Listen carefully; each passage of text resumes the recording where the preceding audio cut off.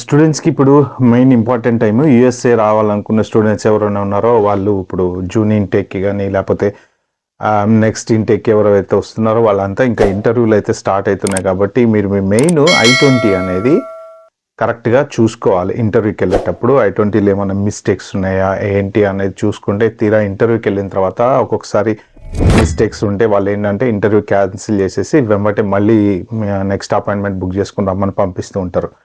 So నేను కొన్ని most common mistakes అనేవి యాక్చువల్గా చెప్తాను. జనరల్గా జరిగేవి అంటే మనం అన్ఎక్స్పెక్టెడ్గా చూసుకోకుండా జరిగే మిస్టేక్స్. యూనివర్సిటీకి మన డీటెయిల్స్ అన్ని ఇచ్చిన తర్వాత మనకు వాళ్ళు I-20 పంపించినప్పుడు I-20లో చిన్న చిన్న మిస్టేక్స్ ఒక్కొక్కసారి కామన్గా అవుతూ ఉంటాయి. ఎందుకంటే యూనివర్సిటీలో బోలెడు I-20లు పంపిస్తూ ఉంటారు. వాళ్ళు రకరకాల స్టూడెంట్స్కి రకరకాల కోర్సులకి అందరూ పంపిస్తూ ఉంటారు. కాబట్టి కొన్ని లక్షల్లో I-20లు చేసి పంపిస్తూ ఉంటారు. ఒక మన ఇండియానే కాకుండా తెలుగు వాళ్ళనే కాకుండా ఎక్కడెక్కడికో పంపిస్తూ ఉంటారు. సో జనరల్ మిస్టేక్స్ జరగటం అనేది కామను. తీరా మనం ఇంటర్వ్యూకి వెళ్ళినప్పుడు ఆ మిస్టేక్ కనుక ఆ ఇంటర్వ్యూ ఆఫీసర్ రియలైజ్ అయితే అప్పుడు మనకి టైం వేస్ట్ అవుతుంది, అపాయింట్మెంట్ వేస్ట్ అవుతుంది. మళ్ళీ మనం నెక్స్ట్ అపాయింట్మెంట్ కోసం వెయిట్ చేయాలి. ఇప్పుడున్న ప్రెసెంట్ పరిస్థితులలో అపాయింట్మెంట్ దొరకడం చాలా కష్టంగా ఉంది. కాబట్టి ఏంటంటే ఈ 5 మేజర్ మిస్టేక్స్ ఏమైతే ఉంటాయో అవి ఒకసారి మీరు చెక్ చేసుకోండి. నేను 1 by 1 క్విక్గా చెప్పుకుంటూ వెళ్ళిపోతాను. ఫస్ట్ మిస్టేక్ వచ్చేసేసి name. Main surname, middle name, given name. అంటే జనరల్గా కొన్ని చోట్ల ఫస్ట్ నేమ్ అంటారు, కొన్ని చోట్ల గివెన్ నేమ్ అంటారు. Application form very to very. I-20లో గివెన్ నేమ్ అని ఉంటుంది. మీ పాస్పోర్ట్లో ఉన్న నేము I-20లో ఎగ్జాక్ట్ వచ్చిందా లేదా, సర్నేమ్ ప్లేస్లో సర్నేము, ఫస్ట్ నేమ్ ప్లేస్లో అంటే గివెన్ నేమ్ ప్లేస్లో మీ ఫస్ట్ నేమ్ వచ్చిందా లేదా ఒకసారి చెక్ చేసుకోండి. మీ స్పెల్లింగ్ చెక్ చేసుకోండి. ఒక్కొక్కసారి వాళ్ళు ఏంటంటే బై మిస్టేక్ మన టైప్ చేయటంలోనో టైప్ ఎర్రర్స్ చాలా వస్తూ ఉంటాయి. పాస్పోర్ట్కి, I-20కి, DS-160కి మూడిటికి మీ పాస్పోర్ట్ సేవీస్కి వచ్చిన తర్వాత సేవీస్కి వీటన్నిటిలో మీ పాస్పోర్ట్లో ఏదైతే నేమ్ ఉంటుందో ఆ నేమ్ ఎగ్జాక్ట్లీ ఉండాలన్నమాట. సెకండ్ ఇంపార్టెంట్ థింగ్ ఏంటంటే మీ ప్రోగ్రామ్ స్టార్ట్ డేట్. మీరు ఇంటర్వ్యూకి వెళ్ళేటప్పుడు ప్రోగ్రామ్ స్టార్ట్ డేట్ కరెక్ట్గా చూసుకోండి. మీరు ఏ ఇంటేక్కి వెళ్తున్నారు ఆ ఇంటేక్కి ఒక్కొక్కసారి ఏంటంటే మీకు అపాయింట్మెంట్ దొరకకపోతే ఏమవుతుంది, మీ డేట్ అయిపోతుంది ఆల్రెడీ. మీ స్టార్ట్ డేట్ అయిపోయిన తర్వాత 1 వీక్ మీరు వెళ్ళారనుకోండి, మళ్ళీ అప్డేటెడ్ I-20తో వెళ్ళాలి మీరు. అంటే అదే I-20 తోటి వెళ్ళిపోతే వాళ్ళు కనుక ఆల్రెడీ డేట్ అయిపోయింది కదా అని అన్నారంటే మళ్ళీ ప్రాబ్లం అవుతుంది. ఏంటంటే మీరు మీ యూనివర్సిటీని కాంటాక్ట్ చేసి I-20 అప్డేట్ చేసుకుని ఆ అప్డేటెడ్ I-20 తోటి ఇంటర్వ్యూకి వెళ్ళాలన్నమాట. వాళ్ళకి ఎక్స్ప్లెయిన్ చేయాలి ఎందుకు మిస్ అయ్యాము, మరి ఫర్ సమ్ రీజన్ మేము రావటానికి కుదరలేదనో, లేకపోతే ఎమర్జెన్సీ ఫ్యామిలీ ఎమర్జెన్సీ వచ్చిందనో, అంటే ప్రోగ్రామ్ స్టార్ట్ డేట్లో అపాయింట్మెంట్ దొరకలేదనో, మీ ఎగ్జాక్ట్ రీజన్ ఏదైతే ఉంటుందో ఆ ఎగ్జాక్ట్ రీజన్ యూనివర్సిటీకి మన చెప్పి మీరు మళ్ళీ అప్డేటెడ్ I-20 తీసుకొని ఇంటర్వ్యూకి వెళ్ళండి. థర్డ్ ఇంపార్టెంట్ థింగ్ ఏంటంటే మీరు చేసేటువంటి కోర్సు, ఆ మిడిల్లో ఉండే సెక్షన్ ఏదైతే ఉంటుంది I-20లో. ఇప్పుడు కొన్ని యూనివర్సిటీస్ ఏంటంటే ఇప్పుడు MBA ప్రోగ్రామ్ ఉంది. MBAలో డిఫరెంట్ అన్నీ కలిపి మీరు ఏమేం చేస్తున్నారో అవన్నీ కలిపి ఒక MBA ప్రోగ్రామ్ కింద డిజైన్ చేస్తారు. తర్వాత మాస్టర్ ఆఫ్ సైన్స్ ఉంది. అలా కొన్ని ప్రోగ్రామ్స్ అన్నీ కలిపి కంబైన్ చేసి దానికి ఇప్పుడు BSc అంటారు. BScలో మనకి MPC వస్తుంది, BIPC వస్తుంది. అలాగా చాలా ప్రోగ్రామ్స్ ఉంటాయి కదా. ఆ ప్రోగ్రామ్స్ అన్నిటిని కలిపి కంబైన్ చేసి వాళ్ళు ఒక ప్రోగ్రామ్ పెడతారనమాట.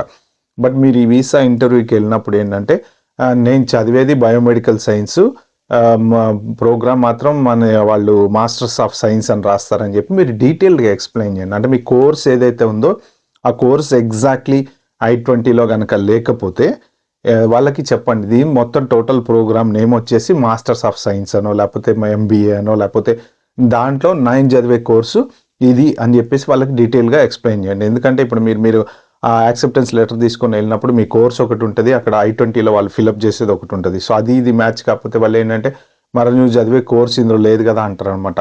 అవన్నీ కోర్సులు కంబైన్ చేసి ఏ కోర్స్ పెట్టారో దానికి వాళ్ళు మొత్తం, ఎందుకంటే డీటెయిల్డ్గా కోర్సులు రాయలేరు కాబట్టి ఒకటే నేమ్ ఇస్తారు. మెయిన్ మాస్టర్స్ లేకపోతే బ్యాచిలర్స్. ఆ బ్యాచిలర్స్లో మీరు ఏం కోర్స్ చదువుతున్నారు, ఇప్పుడు బ్యాచిలర్స్ ఇంజనీరింగ్ అనుకోండి, ఇంజనీరింగ్లో మీరు ఏ కోర్స్ చదువుతున్నారు దాన్ని వాళ్ళకి మెన్షన్ చేసి all this course combined into A masters అని చెప్పేసి masters of science, masters of MBA అనేసి మీరు వాళ్ళకి క్లియర్గా ఎక్స్ప్లెయిన్ చేయాలన్నమాట. Next important thing funding.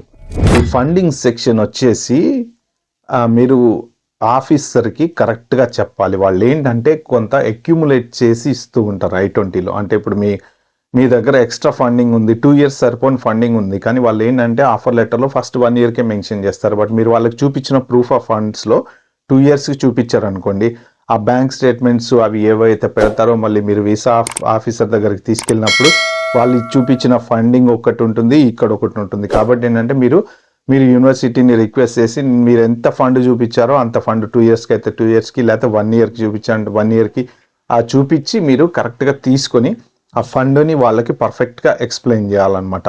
మీకు ఏంటంటే మెయిన్ సోర్స్ ఆఫ్ ఫండ్స్ అనేది ఉంటుంది. సోర్స్ ఆఫ్ ఫండ్స్లో లోను, మీరు బ్యాంక్ లోన్ పెట్టుకుంటున్నారా, లేకపోతే మీకు ఎవరు స్పాన్సర్ చేస్తున్నారు, ఎంత స్పాన్సర్ చేస్తున్నారు, మీ కాలేజీ ఫీజు సపరేట్గా ఉంటుంది, తర్వాత మీ ఎక్స్పెన్సెస్ సపరేట్గా ఉంటుంది.